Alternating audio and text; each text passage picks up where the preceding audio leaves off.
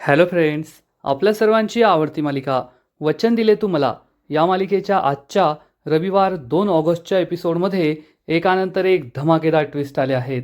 मग नेमकं घडलंय तरी काय?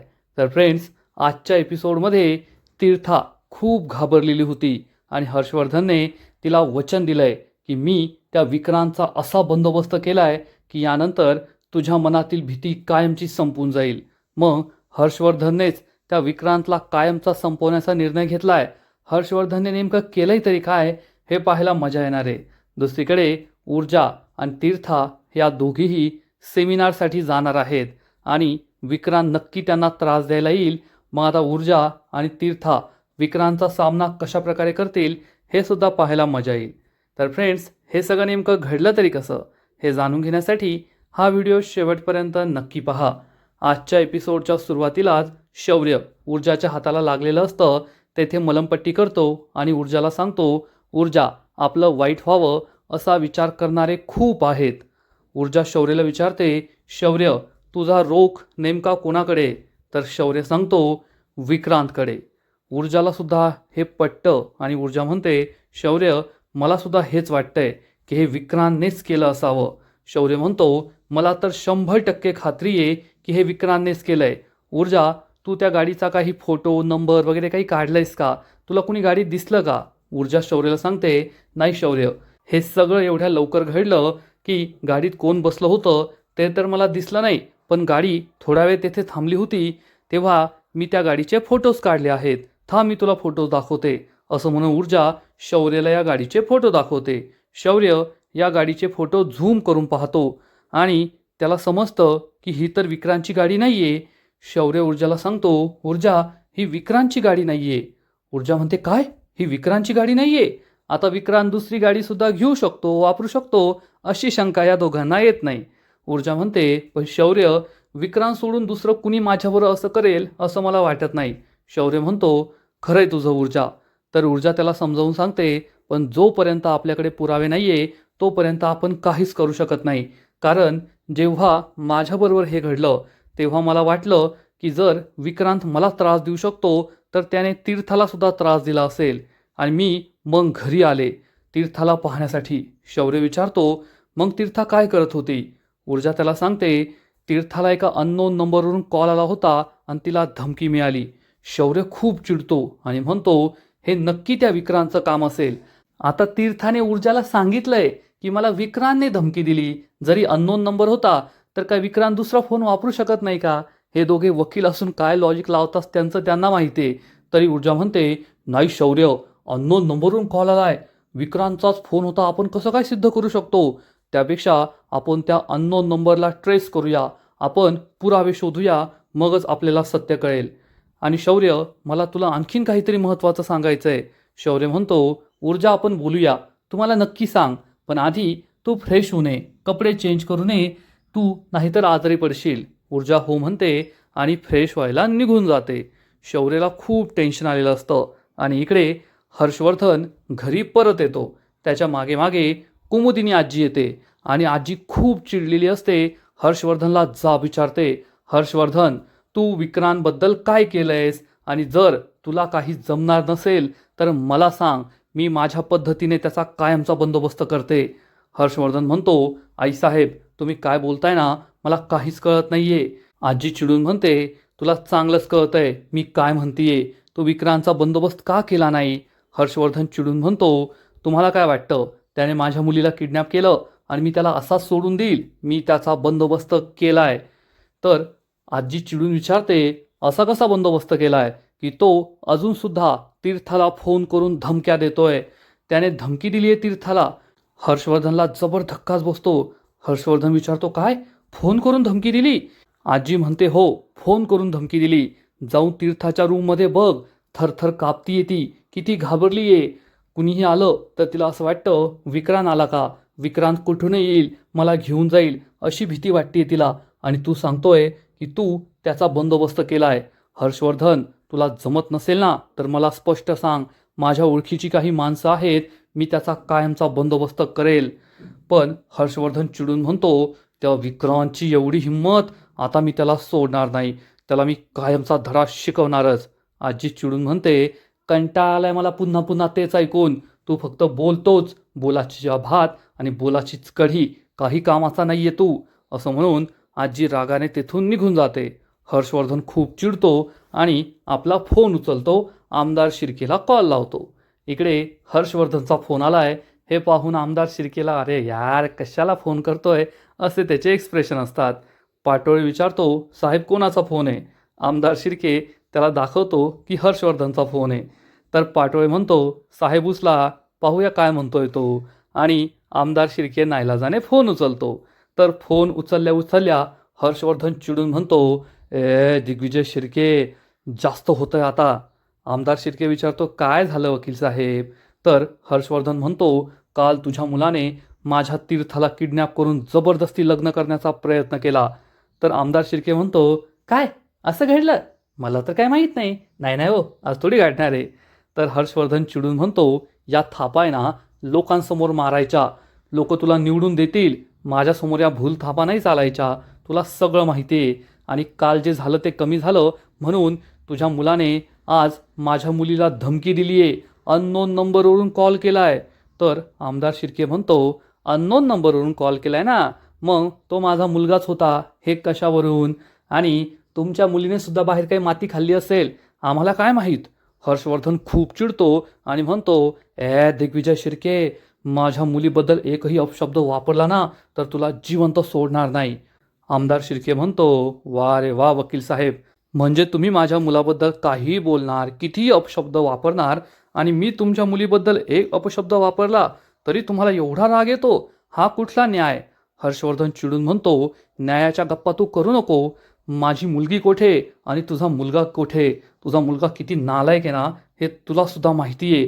त्यामुळे आत्ता वेळी सुधार, नाहीतर मी त्याला सुधारण्याच्या लायकीचा राहू देणार नाही, एवढं लक्षात ठेव.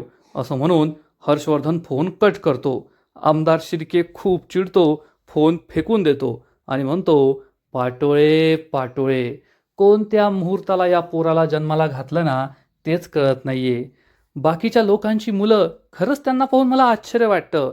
माझ्याच काही आमदार मित्रांची मुलं किती छान काम करतात आणि हा माझा ड्युटा. लवकरात लवकर शोधा त्याला. कुठे काही पत्ता लागला की नाही? पाटोळे सांगतो, नाही ना साहेब, काहीच नाही कळलं. आमदार शिर्के म्हणतो, काय करायचं आता? साम दाम दंड सगळं वापरलं, आता उरलाय फक्त भेद. सध्या तेच सुरू आहे, फोडाफोडीचं राजकारण. पाटोळे, त्या विक्रांतच्या मित्रांना कॉल करून पहा, एखाद्याला माहीत असेल त्याला फोडा, पैशाचा आमिष दाखवा आणि विक्रांतचा पत्ता मिळवा. पाटोळे लगेच विक्रांतच्या मित्रांना कॉल लावतो.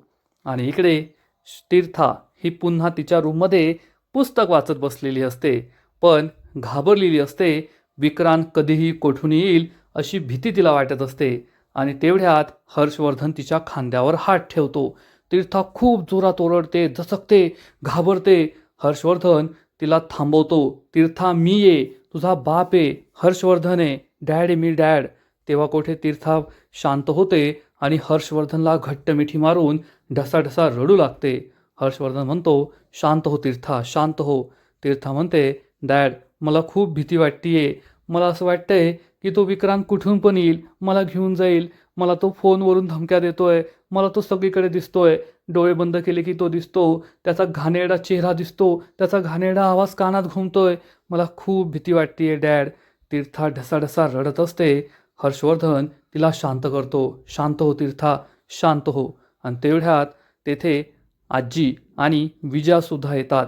हर्षवर्धन तीर्थाला शांत करतो आणि म्हणतो, तीर्था, मी त्या विक्रांतचा बंदोबस्त करणार आहे, पण घाबरू नको. तू हर्षवर्धन जहागीरदारची मुलगी आहे आणि हर्षवर्धन जहागीरदारच्या मुलीने एवढं घाबरायचं नसतं. तीर्था शांत होते. विजया, आजी हे सगळं ऐकत असतात. हर्षवर्धन म्हणतो, तीर्था, तुला काय वाटतं? सगळ्यांना असं वाटतंय की 2 दिवस झाले पण मी काही केलेलं नाहीये, पण मी त्या विक्रांतचा बंदोबस्त केलाय. मला जे करायचं होतं ना ते मी आधीच केलंय. प्रत्येक वेळेस गाजावाजा करून वार करायचा नसतो, तर शांतपणे केलेला वार जास्त जखमा देऊन जातो. आणि तुझ्या मनात त्या विक्रांतबद्दलची जी भीती आहे ना ती लवकरच कमी होईल. हर्षवर्धन खूप इमोशनल होतो आणि म्हणतो, कसं आहे ना तीर्था, बाप हा आईपेक्षा वेगळा असतो. आई तिच्या मनातलं प्रेम, तिच्या मनातला राग सगळं काही दाखवत असते. परंतु बापाला ते दाखवायला जमत नाही. बाप हा आपल्या मुलांबद्दल खूप इमोशनल असतो. परंतु आपल्या कुटुंबाच्या पोटापाण्याची व्यवस्था करता करता त्याला आपल्या भावना मोकळ्या करताच येत नाही.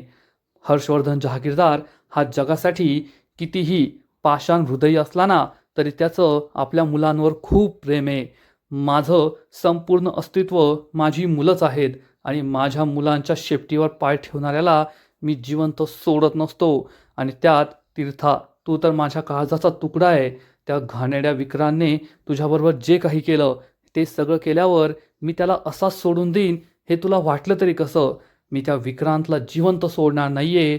त्याला अशी शिक्षा देईन, अशी शिक्षा देईन ना, की यानंतर तुझ्याकडे पाहण्याची तो हिंमतसुद्धा करणार नाही. हे माझं तुला वचन आहे.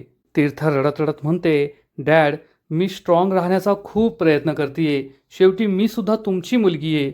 परंतु मला खूप भीती वाटतीये. माझ्या मनात त्याची भीती बसलीये. हे सगळं ऐकून आजी आणि विजयाला सुद्धा वाईट वाटतं. हर्षवर्धन म्हणतो, जाईल भीती. आज तुझ्या मनात भीती आहे, उद्या नाही राहणार. पण तू माझी मुलगी आहे हे लक्षात ठेव. स्ट्रॉंग राहा. त्याला घाबरण्याची गरज नाही आहे. त्याच्या मनात आता तुझ्याबद्दल आणि माझ्याबद्दल भीती असेल हे लक्षात ठेव. तुला त्याला घाबरायची गरज नाही आहे. आपल्या मुलीची अवस्था पाहून विजयासुद्धा रडत असते. आजी तिला सावरते.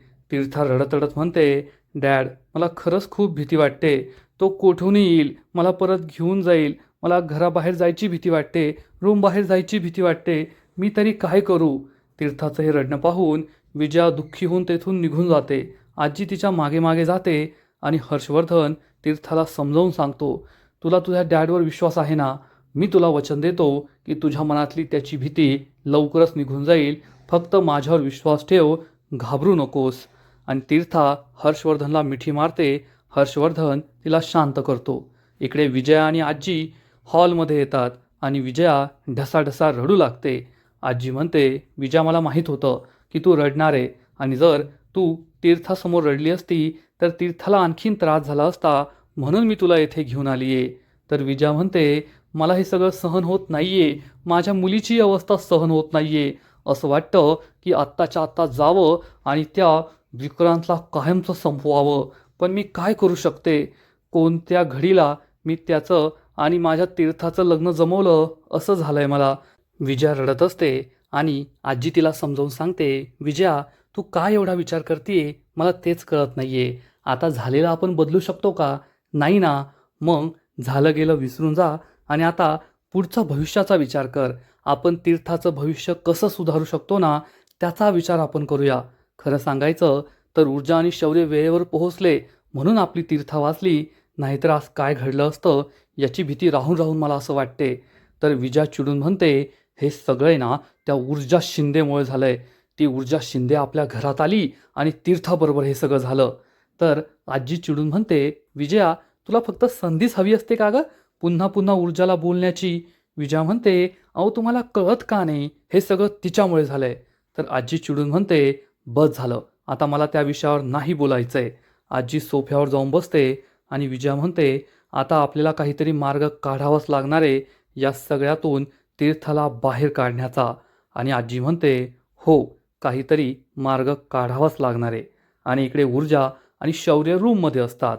ऊर्जा एरझऱ्या मारत असते आणि शौर्य तिला थांबवतो आणि विचारतो, ऊर्जा, तू मला काहीतरी सांगणार होतीस ना? सांग ना, कशाबद्दल सांगणार होतीस? आणि मग ऊर्जा तिला सुमनबद्दल सांगते. ती सुमन जी तिला कोर्टाच्या बाहेर भेटली होती आणि विषारी पाण्याबद्दल तिने सगळं सांगितलं की माझ्या मुलीच्या दोन्ही किडन्या खराब झाल्या आहेत आणि आता तिला त्या किडन्या बसवण्यासाठी खूप खर्च येईल, याबद्दल ती सगळं सांगत होती. आणि ऊर्जा शौर्यला या केसबद्दल सगळं सांगते. पण हेही सांगते की ती विषारी फॅक्टरी कोणाची आहे, ती फॅक्टरी कोठे आहे याबद्दल तिला काहीही माहीत नाहीये. शौर्य म्हणतो, ऊर्जा, असं कसं? जर त्यांना त्या फॅक्टरीबद्दल काहीच माहीत नाहीये की ती फॅक्टरी कोठे आहे, त्या फॅक्टरीचा मालक कोण आहे, तर मग तू त्यांना कशी मदत करणार आहे? ऊर्जा सांगते, मला इन्व्हेस्टिगेशन करावं लागेल. मी त्यांच्या चाळीत जाईल, त्यांच्या वस्तीत जाईल आणि मग हेच पाणी कोठून येतं त्याबद्दल चौकशी करेल. तर शौर्य सांगतो, नाही ऊर्जा, मला असं वाटतं तू ही केस घ्यायला नको, कारण हे खूप डेंजरस असू शकतं. ती मोठी माणसं असतील आणि तुला त्याचा त्रास होईल. तर ऊर्जा म्हणते, नाही शौर्य, समोरचा माणूस किती मोठा आहे, किती डेंजरस आहे, हे पाहून आता आपण केस घेणार आहोत का? नाही, मी असं करू शकत नाही.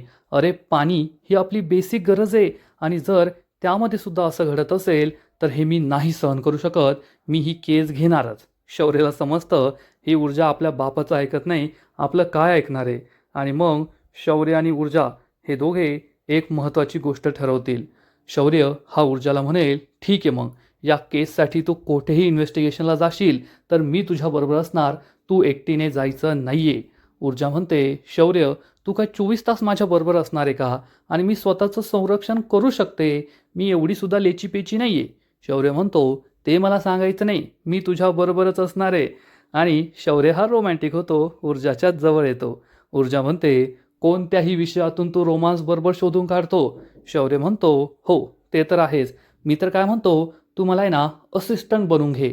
एकदम तो शेवटचा असिस्टंट असतो ना, इकडे चहा आण, हे कर ते कर, मी तुझा तसाही असिस्टंट बनायला तयार आहे. ऊर्जा म्हणते, हो माहिती आहे माहिती आहे. आणि चल आता झोपायला उशीर होतोय, उद्या सकाळी लवकर उठायचं आहे. तर शौर्य ऊर्जाला जवळ ओढतो आणि म्हणतो, मी का तुला एवढ्या लवकर झोपू देणार आहे का? ऊर्जा म्हणते, अरे उद्या लवकर उठायचं आहे ना. शौर्य म्हणतो, उठू ना मग.